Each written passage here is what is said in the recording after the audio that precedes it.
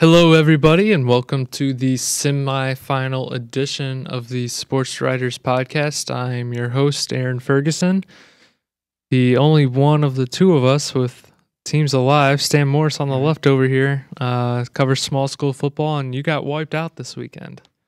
My two teams bowed out. Yeah, they had great years, but that's the end of the road for the small school area. So Gives you time to catch your breath a little bit before the winter sports. A little bit. Now back to going on to wrestling and a little all area football. We got to figure all that good stuff out too. So yeah. How will you ever have the time? Yeah. You lucky son of a gun. Yeah, but I have a little bit more than you, right? Yeah. So you're Basketball game last night. Yeah. Basketball game tonight. The next night. The night after that. Yeah. 'Tis the season, right? The overlap. It's always fun. Yeah. Well, one of my friends tweeted me last night when I posted a picture of tip-off of the basketball season. He's like, your sports overlap. Yeah. I guess they don't do that up in North Dakota or, yeah, I think it's North Dakota where he lives. So I guess their sports don't overlap there. So screw every state That would be nice. doesn't. Yeah, that would be really nice. So you made the trip up to Forest, and I did. And it was 2-hour trip, very cold, and yeah. Had the heat blowing, I'm sure. Had to get the little hand warmers for the gloves, and all that fun stuff. But that wasn't too bad weather-wise anyway. And ended up being really a nice day for it. No rain, but unfortunately it wasn't a nice day for Princeville. Forreston was just, and they're just big. And they're strong, and they just out muscled them. I mean, Princeville has a lot of speed on offense and defense, but you can kind of negate that speed if you're just blowing away the line of scrimmage and getting and being able to run the ball fairly at will. They scored. Yeah, it was 14-0 at the first quarter, 30-0 at half. There at times Princeville was stopping them, but they just couldn't keep stopping them. It was just steady. They got a couple fairly good sized runs, but for Forreston, and then Princeville just couldn't get anything going offensively. They were able to get Snedden on the outside a couple times, and the inside was pretty well bottled up by Forreston and. Tried to pass a few times, but they were right on it too. So Forreston's awful good. I mean, you're talking about the state champs or defending state champs, and now they get the rematch that they wanted to have. The Lena Winslow. Lena just blew away the team that they scored 61 points, I think, in the in our quarterfinal game. So it's going to be Lena and Forreston. So that ought to be a great game to see. So. Yeah, and then El Paso Gridley just Gibson City another. I mean, just they just really dominated that game from the start. We're up 21 early, like 21-0, like halfway through the first quarter, and you just knew that El Paso Gridley just wasn't going to be able to have enough to get back into that one. It was 42-7 final there, and now they play Sterling Newman, so that ought to be a fun. 1A semifinal there. Sterling Newman's been ranked number 1 in the state all year. Gibson City's been right up there, maybe 4, 3, and right there. And so that'll be interesting because Gibson GCMS has the defense, but Sterling Newman year after year. I mean, it seems like you just pencil their name in for a semifinal team although DMAC got them last year. DMAC beat them in a great game. I think that was a quarterfinal game, actually, that they beat them. So, yeah, so that's the 1As and 2As, and now it's small school football is in the books for now. So you're not going to go cover one of the semifinals? It'd be fun to watch. I don't know if I want to cover it, but I'll catch a stream maybe online. Nice little drive again. Yeah. So, no, that was... Yeah, good luck to those guys in the semifinals. And so, I mean, but you talk about, a Princeville team that, had such a great year. It's a great year for them, and the fact that they were mostly an underclass team. I mean, they've got 9 starters coming back on offense and 7 coming back on defense, and they got all their skill guys coming back. Snedden was a 1,500-yard rusher. Jack Arnett, 700 yards. Some good 1-2 combination there. They got the quarterback, Matt Butterfield, coming back. Just a lot of guys coming back. And Coach Carruthers was talking to him about, remember that feeling that you had after the game, and just bring that into next year and get in that weight room. And that was one of the things that he really stressed after the game. Man, you just saw from Forrest, and we just got to get bigger, stronger, and faster if we want to get at that level. So they got want to get in that weight room as soon as they can. Yeah, he wants them to. Anyway, hopefully they do that, because like I say, they've got a lot coming back. So, I mean, they more than likely maybe the favorite in the LTC next year. So sounds a little bit they like got the big 3 that are always there. So. Sounds a little bit like Dunlap last year. Right. They give it their all against Peoria High, nearly come away with a win. Mm-hmm. We're in it till the very last minutes, and then that was their, I guess, just driving force through the offseason to work out, get faster, get stronger, and well, they're seeing the rewards of it.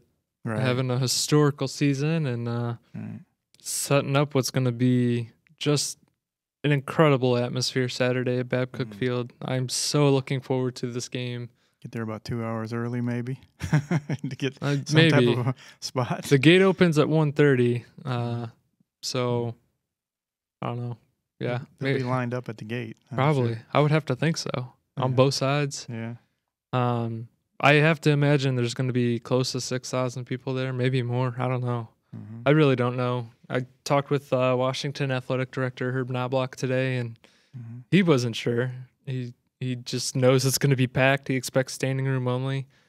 He said they're not bringing in other bleachers just because of the logistics and whatnot of just kind of how they have, stands on a hill and kind of maxed out on the other sideline. So if you do want a seat and literally sit on the bleachers, you're going to have to get there probably around 1:30, 1:45. Yeah, there are going to be a lot of people standing on the around the fence gate, around those areas. Without a doubt. Yeah. It's going to be fun. Both bands are going to be there. Dunlap's band tweeted that out, I think, last night that they were going. So that's going to add to the atmosphere. Something that I've wanted to see is these Mid-Illini bands travel when their football teams travel and whatnot, because everything just adds to the atmosphere. It was kind of cool this past Saturday. I know you had the misfortune of driving all the way to Forreston, but I had the long drive to University Street to Richwoods, and then I just kind of followed the road all the way to Dunlap and caught the second half of that game. So I caught a game and a half. Pretty cool that they were that close together. Yeah, 9 miles. Yeah. Technically 8.9 from my parking spots. So, no, it was really cool. It was really cool to just be able to compare the crowds and see the games and see all 3 of our area teams. Really, all 3 played well. I think Richwoods just kind of made a couple of mistakes against Washington. Just one botched kickoff where kind of some miscommunication. Washington, the beneficiaries of it, went up 2 scores and won by 2 scores. So they punched their ticket to meet Dunlap, who played again another tough, physical, athletic, very quick team in Hillcrest. I'm sure Dunlap's banged up again.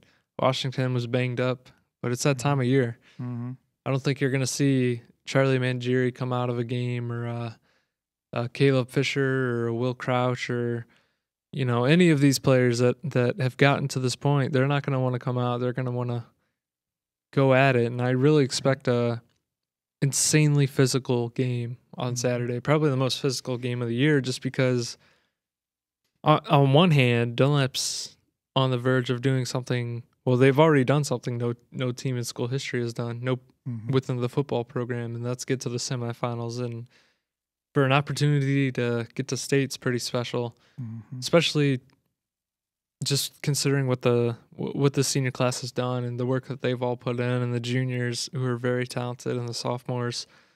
And then on the other side, you got Washington, who people probably didn't expect them to get here. I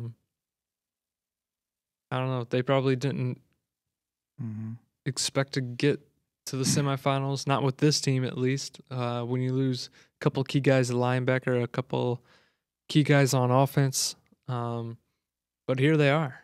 And they're going to play as hard as they can just because I'm sure they remember week 6 when Dunlap beat them 28-14 on Babcock Field's turf. Right. So, and that was a physical game. That was a really physical game, kind of back and forth. Coach Darryl Crouch, I was just at Washington's practice. For lack of better words, decided to use the word dominant. Said that Dunlap dominated that game, and he's like, he said, I could go show you on film 7 plays that we were out of position, and that was the difference. And I was like, I'm sorry, I misspoke. It's, it happens sometimes. But he was right. I mean, they lost Jacob Urban in that game early in the game, first or second quarter with an injury, one of their senior linebackers, the only returner from last year. So that's going to be a little different having him, hopefully, for a full game. Now Washington's offense seems to have found its identity with lining up in the wishbone with Sam Walter, Josh Schellenberg, Brenton Durr, the fullback. So 3 guys who are all capable of running the football, and Caleb Fisher can tuck it and run too, and he can sling it around. Dunlap kind of has just stuck to the status quo. They've done what they've done all year, and it's worked every week so far. And it's probably going to be another hard-hitting, physical, defensive game, and the first team to blink, in the words of Roland Brown, the first team to blink's probably going to lose. So we'll see. We'll see what happens. I'm really looking forward to it. Both schools are pre-selling tickets. I believe they're $6. Washington, I know, has their main office open from 5 to 7, so you can go buy tickets ahead of time, and that way you don't have to fumble around with money while it's somewhat chilly. I think it's supposed to be now. I just checked it before we went on to record this podcast, and it said the high is 47 with a 50% chance of rain. So it'll be interesting. It'll be interesting to see how weather plays a part. Right. Will Dunlap will they be able to move the ball on the ground if it is kind of nastier conditions and not risk throwing the football, but at the same time they've got big physical receivers who can go up and get the football. So Josiah Meeman, Isaac Guyton, Charlie Mangieri, even Derek Passmore's come up pretty big for them over the past couple of weeks, and he may be the one that'll have to rise up in that receiving core if they start to double cover some of those guys. So yeah, I don't know. It's gonna be fun. You should come join me. Yeah, it would be fun. It would be a fun game to see. Our producer over there, Matt, I think he's gonna be there. Oh, yeah. I think he's gonna be shooting some pictures or something. Too cold for him. 47 degrees is too cold? No, okay, yeah. Too wet, he said. A little bit. I don't know if I'll be able to keep stats outside. 50% chance of not raining, though, right? That is true. Look on the positive side. Is the glass half full or half empty? But this is going to be just a really fun meeting. A winner goes to DeKalb, goes to state.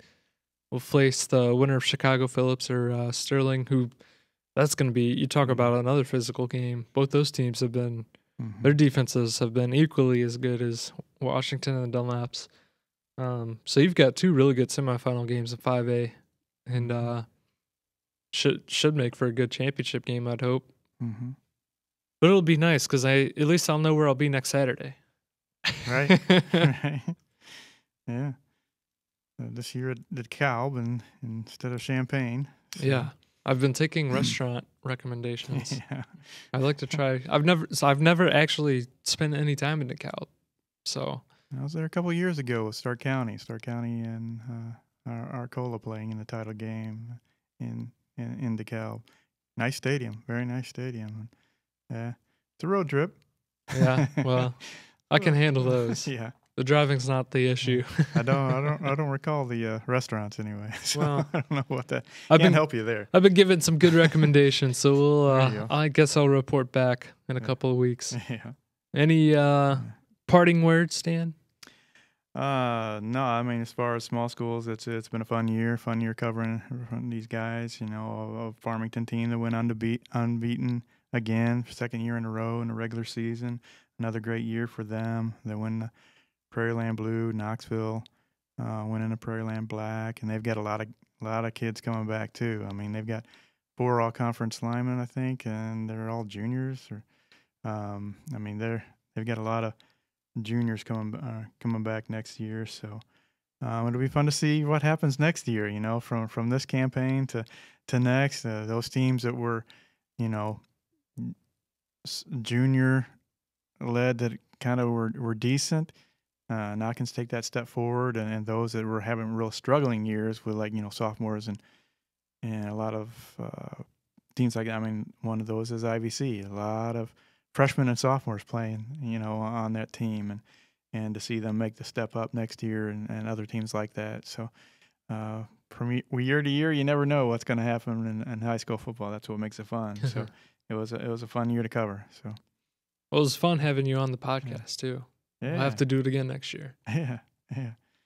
Unless you want to join me next week. No, I think I'm good. I'm good. We'll see. You might have some. I might have some different guests next week. Right. Whoever wins, maybe I can get some of those guys in here. You gonna make a pick, or we gonna do a pick? Yeah. I know. I hate. Gosh, just people have been asking me all week to make a pick. I think right now. Gosh, I don't know. I'm gonna go with Dunlap just because they've beat them before. Not that it's easy to beat a team twice, but the way Washington's been running the football, I think Dunlap is well equipped to stop that, just because they do have speed in the secondary that can come up and make plays at the line of scrimmage or behind it. They've got a really good front seven just with the 2 defensive ends and Josiah Meeman and Ryan Erickson, and obviously your super wildcat linebacker and Charlie Mangieri, who just has a nose for the football and has such a sky-high IQ. I think that defense can get enough stops to give the offense time to, whether it's allow Luke get a break off a long touchdown run or put a drive together. But I think it's going to be a low-scoring game. I think it's going to be real low-scoring, and I really think one thing that's going to be the biggest impact in the game might be Dunlap's ability to throw the football. Big plays, throw the football up to Meeman or Guyton or Mangieri and see how Washington can match that, if they can match that. Just the size and speed and athleticism. I think that's going to be one of the big keys to watch, and then whoever creates the first turnover might win the game too. It's going to be momentum will take you a long ways in games like that. Yeah. If you're sick of watching those high-scoring Big 12 games, this is going to be the game for you, I think. 2 really good defenses going at it. It should be 2 of the best defenses, and at least on the large school side in our area. Right. So it's going to be a lot of fun. Was it 28-14 last time? Yeah. Right? So, I don't see it being that close. I don't see it being like that. Washington and Dunlap have played twice in the playoffs. In 2008, Washington beat Dunlap in the second round, 28-14. 2011, Washington beat Dunlap 34-14 in the first round. Yeah. So Dunlap hasn't beaten Washington in the playoffs yet. Well, that's one thing that Washington does have going its way. I mean, they've got the playoff pedigree. They've been there. They know what it's like to be in those situations. So that could help them in there too, because it's the first thing for Dunlap to be this far. So we'll see if that plays in a factor at all. Yeah, especially with just how emotional of a sport football is. It could definitely play a factor early. So guess we'll find out together on Saturday. In a few days, right? Yeah, 4 days. Yeah, crazy. All right. Special thanks to Matt Dayhoff, who's producing the podcast as always for us, and Stan for joining me all year. It's been fun. Go to pjstar.com/subscribe. There's a big red button on the homepage that says subscribe. Please support us. Stan has a family to feed, a wedding that he may still be paying for, and still paying for, yeah. And I like to be paid for my work, so. But thanks again for listening all year, and hopefully you'll join us or join me Saturday at Babcock Field and next week for the podcast and at State the following week and throughout winter sports for both of us and spring sports too. So thanks for listening.